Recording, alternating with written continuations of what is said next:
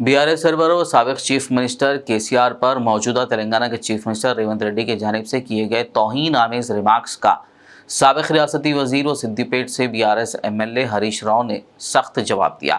हरीश राव ने chief minister Revanth Reddy पर बरहमी का इजहार किया कि रेवंत रेड्डी ने कल मुनक्किदा प्रेस कॉन्फ्रेंस में बीआरएस पार्टी के सरबराह केसीआर के खिलाफ तौहीन आमेज लफ्ज़ का इस्तेमाल किया। हरीश राव ने कहा कि वज़ीर आला के ओहदे पर इस तरह की बात करने का क्या फ़ायदा है। तेलंगाना भवन में मुनक्किदा मीडिया कॉन्फ्रेंस से खिताब करते हुए हरीश राव ने आज कहा कि कल चीफ मिनिस्टर रेवंत रेड्डी की मीडिया कॉन्फ्रेंस में हद से ज़्यादा तकब्बुर, झूठ, आधा सच, गैर मुहज़्ज़ब ज़बान, बदसूरत रवैये के सिवा कुछ नहीं दिखा। हरीश राव ने कहा कि अलहदा रियासत तेलंगाना हासिल करने वाले रियासत तेलंगाना के पहले चीफ मिनिस्टर केसीआर के खिलाफ तौहीन आमेज अल्फाज का इस्तेमाल गलत है, इससे सब लोग हैरान हैं। हरीश राव ने कहा कि भारत राष्ट्र समिति ने कभी भी ऐसे कागजात पर दस्तखत नहीं किए जो तेलंगाना के आवाम के मफाद के खिलाफ हों। वाज़ेह हो कि तेलंगाना के चीफ मिनिस्टर रेवंत रेड्डी की जानिब से प्रेस कॉन्फ्रेंस के दौरान साबिक चीफ मिनिस्टर केसीआर के लिए लफ्ज़ रंडा का इस्तेमाल किया गया था, जिसके बाद बीआरएस हल्के में मौजूदा चीफ मिनिस्टर रेवंत रेड्डी के खिलाफ बरहमी देखी जा रही है। నిన్న రాష్ట్ర ముఖ్యమంత్రి వర్యులు గౌరవనీయులు రేవంత్ రెడ్డి గారి ప్రెస్ కాన్ఫరెన్స్ ఒకసారి మనం చూస్తే మితిమీరిన అహంకారం, అబద్ధాలు, అర్ధసత్యాలు, సంస్కారం లేనటువంటి భాష, వికారమైనటువంటి ధోరణి, వితండవాదం తప్ప ఇంకేం కనిపించలేదు. నిన్న టీవీల్లో చూసినటువంటి మేధావులు, విజ్ఞులు, తెలంగాణ ప్రజలు ఈయన మాట్లాడే భాష, ముఖ్యమంత్రి గారి యొక్క ధోరణి చూసి ఒక రాష్ట్ర ముఖ్యమంత్రి ఈ రకంగా మాట్లాడతారా అని చెప్పి అసహించుకున్నటువంటి పరిస్థితి ఉన్నది. ఆయన నిన్న ఉదయమే పద్మ అవార్డు గ్రహీతల సన్మాన కార్యక్రమంలో నిన్న పాల్గొన్నారు. ఆ కార్యక్రమంలో మాజీ ఉపరాష్ట్రపతి వెంకయ్య నాయుడు గారు, చిరంజీవి గారు, పలువురు వక్తలు రాజకీయాల్లో వ్యక్తిగత దూషణలు ఉండొద్దని, విలువలు పెంచే విధంగా ఉండాలని చెప్పి అక్కడ సూచనలు చేశారు. ఆ సమావేశంలో పాల్గొన్నటువంటి ముఖ్యమంత్రి గారు స్వయంగా ఆ పెద్దల సమక్షంలో ఇక తాను ఎంతమాత్రం వ్యక్తిగత దూషణలు చేయబోనని, ఆ సభలో ప్రజలకిచ్చిన హామీని సాయంత్రం అయ్యేసరికి మారిపోయింది. నీచమైనటువంటి పద్ధతుల్లో తెలంగాణ రాష్ట్రాన్ని సాధించినటువంటి తెలంగాణ తొలి ముఖ్యమంత్రి కేసీఆర్ గారి పైన ఆయన వ్యక్తిగత దూషణలకు దిగిన విషయం మనందరూ కూడా చూసాం. అంటే రేవంత్ రెడ్డి గారి మాట తీరు ఏంటిది, మాట ఇస్తే నిలుపుకునే తీరు ఏంటిది అనేది నిన్న రెండు కూడా తేలిపోయినాయి. ఉదయం మాట ఇచ్చిండు, సాయంత్రానికల్లా మాట ఎత్తేసిండు. సరే, విషయానికి వస్తే ఇవాళ రాష్ట్ర ప్రభుత్వం మేము అప్పచెప్పేది లేనే లేదు, మేము ప్రాజెక్టులు చెప్పము అని రంకెలేస్తూ ఉన్నారు. అసలు ఈ సమస్య ఎందుకు వచ్చింది? ఇవాళ మీరు స్పష్టంగా కేఆర్ఎంబి సమావేశాల్లో ప్రాజెక్టులను అప్పచెప్తూ నిర్ణయం తీసుకున్నారు. ఇవాళ నేను అన్ని ఆధారాలతో సహా మీ ముందుకు వచ్చాను. మీరు నిజంగా అప్పచెప్పకపోతే చర్చ ఎందుకు వస్తుంది? కేఆర్ఎంబి మీటింగ్లు 2 మీటింగ్లు అయినాయి. ఈ ప్రభుత్వం అధికారంలోకి వచ్చిన తర్వాత 17 జనవరి 2024 తేదీ నాడు ఢిల్లీలో జలశక్తి భవన్లో సమావేశం జరిగింది కేఆర్ఎంబి మీటింగ్.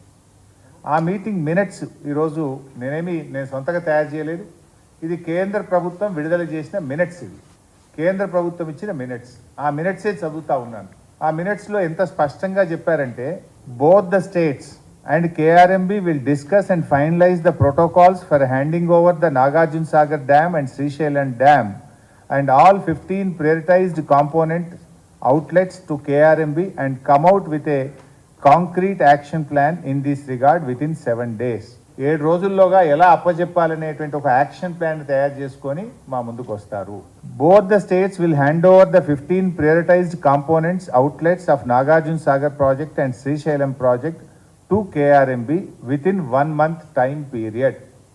ఒక్క నెల రోజుల్లోగా ఈ 15 అవుట్లెట్స్ను కేఆర్ఎంబికి అప్పచెప్పడం జరుగుతుంది. ఇది minutes of the meeting.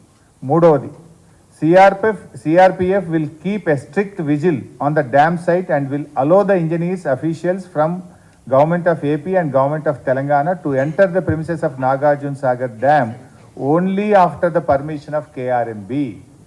Telangana Andhra ఇంజనీర్లు ఎవరన్నా డ్యామ్ మీదకి పోవాలంటే కేఆర్ఎంబి అనుమతి తీసుకున్న తర్వాతనే సిఆర్పిఎఫ్ పోలీసులు మిమ్మల్ని అనుమతిస్తారు. Number 4, both the states will immediately release the funds to KRMB for this financial year and the dues of yesterday's in order to enable KRMB to fulfill their statutory obligations. ఇంత స్పష్టంగా ఢిల్లీలో జరిగిన సమావేశంలో నెల రోజుల్లోగా ప్రాజెక్టులన్నీ కేంద్రానికి అప్పగిస్తారు అని చెప్పి ఇది మినిట్స్ ఆఫ్ ద మీటింగ్. ఈ మినిట్స్ వచ్చిన తర్వాత ఏం జరిగింది? తెల్లారి పొద్దున్నే పత్రికల్లో చూస్తే ఇది సాక్షి వెలుగు దినపత్రిక. ఇందులో కేఆర్ఎంబికి ఓకే చెప్తేనే శ్రీశైలంలో కరెంటు ఉత్పత్తి, నిర్వహణ బాధ్యత కేఆర్ఎంబికి ఇచ్చేందుకు ఓకే చెప్పిన అధికారులు, ఫలితంగా ఏపీకి లాభం, తెలంగాణకు నష్టం జరిగే ఛాన్స్. ఇది పత్రికలో స్పష్టంగా వచ్చింది.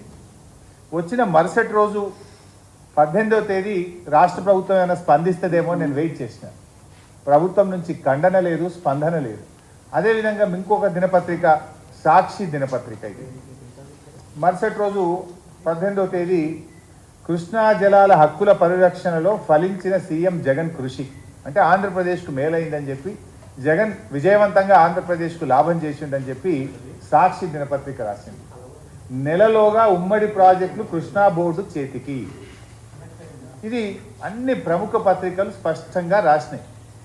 ఒకవేళ మీరు ప్రాజెక్టులు అప్పచెప్పింది నిజం కాకపోతే వెంటనే రాష్ట్ర ప్రభుత్వం స్పందించి 2వ రోజు రిజైండర్ ఇవ్వాలన్నా వద్దా, ఖండించాలన్నా వద్దా? 17వ తేదీ మీటింగ్ జరిగింది, మినిట్స్ స్పష్టంగా వచ్చినాయి. ప్రముఖ దినపత్రికలన్నీ కేఆర్ఎంబి చేతికి ప్రాజెక్టులు పోతున్నాయి, తెలంగాణకు నష్టం జరుగుతుందని, ఆంధ్రప్రదేశ్కు మేలు జరుగుతుందని, జగన్మోహన్ రెడ్డి గారు విజయం సాధించారని అన్ని పత్రికల్లో వస్తే ఈ రాష్ట్ర ప్రభుత్వంలో ఉలుకు లేదు, పలుకు లేదు, కనీసం చీమ గుట్టినట్టు కూడా లేదు. కానీ 19వ తేదీ నాడు నేను ప్రెస్ మీట్ పెట్టి ఇది ఇంత అన్యాయం జరుగుతూ ఉంటే మీరు ఏం చేస్తున్నారు అని చెప్పి నేను గట్టిగా రాష్ట్ర ప్రభుత్వాన్ని నిలదీయడం జరిగింది. అప్పుడు తేరుకున్నటువంటి ప్రభుత్వం లోలోలే ఈ మినిట్స్ అంతా తప్పు, మేము ఒక ఉత్తరం రాస్తున్నాం ఢిల్లీకి అని చెప్పి నేను ప్రెస్ మీట్ పెట్టినాక స్పందించి లేలే ఈ మినిట్స్లో తప్పు వచ్చింది, మేము ఒప్పుకోలేదు అని చెప్పి ఢిల్లీకి ఉత్తరం రాసిండు. ఎప్పుడు రాసిండు? నేను ప్రెస్ మీట్ పెట్టిన ఈ ప్రభుత్వాన్ని కడిగితే ఆ రోజు వీళ్ళు మేల్కొన్నటువంటి పరిస్థితి. टूर्स एंड ट्रैवल्स हज उम्रा ग्रुप पेश करते हैं लो बजट और बेहतरीन सहूलतों के साथ उम्रा की सआदत का मौका। हैदराबाद एयरपोर्ट से सऊदी अरब और फिर सऊदी अरब से हैदराबाद लौटने तक मुकम्मल रहनुमाई। मक्का मुकर्रमा और मदीना शरीफ में हरम से करीब स्टार लग्जरी होटल्स में क़याम, 3 वक्त जायकेदार हैदराबादी खाना, चाय और लॉन्ड्री की सहूलत। मौल्लिम की रहनुमाई में उम्रा की सआदत वो तमाम मुक़द्दस मकामात की ज़ियारतें। उम्रा पैकेज की तफसीलात और बुकिंग के लिए फौरी रब्त करें। हमारा पता है exact tours and travels, Darussalam bank building, Erragadda main road, Hyderabad.